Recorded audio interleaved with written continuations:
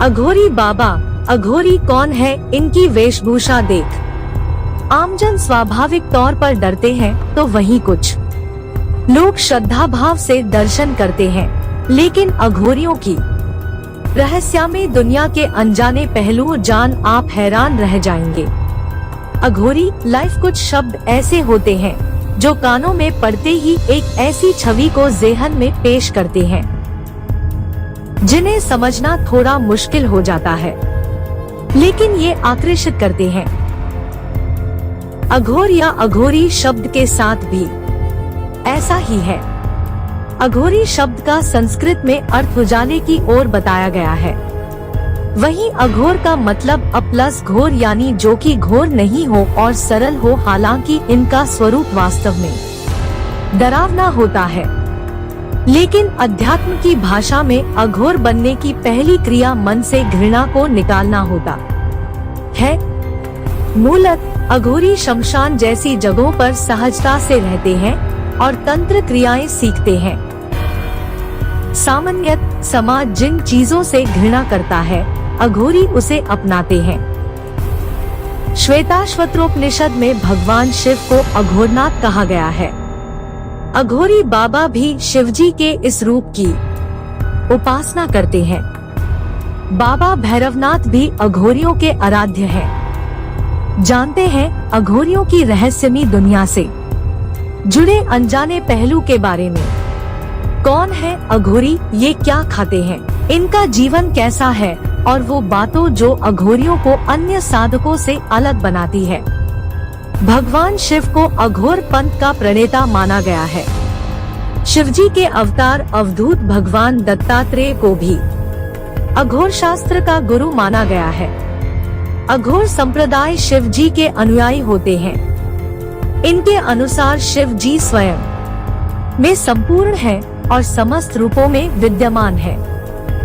जानिए अघोरियों के काम और साधना।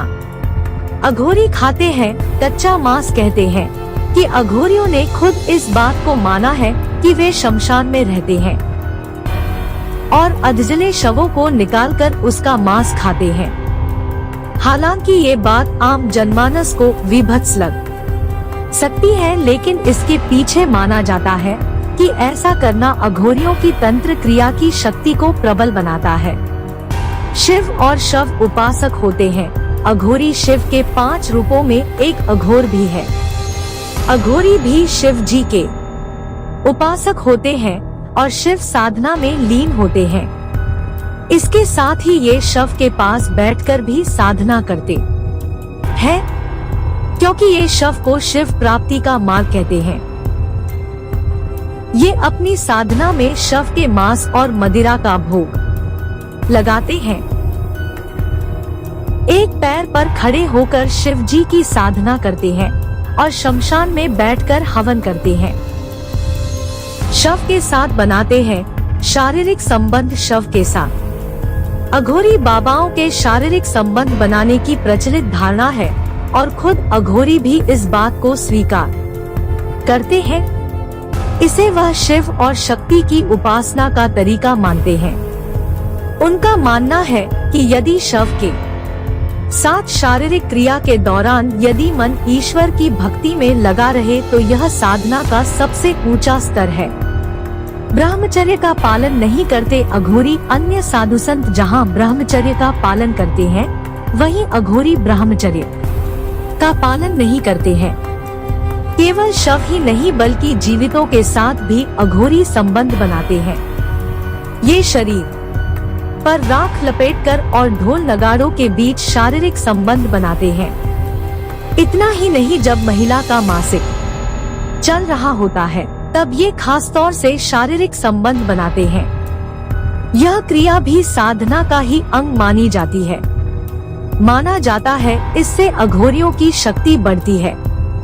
नरमुंड धारण करते हैं अघोरी। अघोरी अपने पास हमेशा नरमुंड यानी इंसानी खोपड़ी को रखते हैं। इसे कापालिका कहा जाता है। शिव के अनुयायी होने के कारण अघोरी नरमुंड रखते हैं और इसका प्रयोग वे अपने भोजन पात्र के रूप में करते हैं। इसके पीछे यह मान्यता है कि एक बार शिवजी ने ब्रह्मा जी का सिर काट दिया था और उनके सिर को लेकर पूरे ब्रह्मांड के चक्कर लगाए थे। अघोरियों की रहस्यमय दुनिया। अघोरी हिंदू धर्म का ही एक अंग है, इसलिए इन्हें अघोरी संप्रदाय या अघोर पंथ कहा जाता है। अघोरी देश भर में है, लेकिन काशी और वाराणसी में सबसे अधिक अघोरी मिलते हैं। औघड़, सरभंगी और घुरे अघोरियों की ये 3 शाखाएं होती है। किनाराम अघोरी को अघोरियों का बाबा कहा जाता है। ये कालूराम के शिष्य थे। किनाराम बाबा अघोरी ने गीतावली, विवेकसार और रामगीता की रचना ही कीनाराम का देहांत 1826 में हुआ था। डिस्क्लेमर, यहाँ मुहैया सूचना सिर्फ मान्यताओं और जानकारियों पर आधारित है। यहाँ यह बताना जरूरी है कि किसी भी तरह की मान्यता जानकारी की पुष्टि नहीं करता है। किसी भी जानकारी या मान्यता को अमल में लाने से पहले संबंधित विशेषज्ञ से सलाह लें।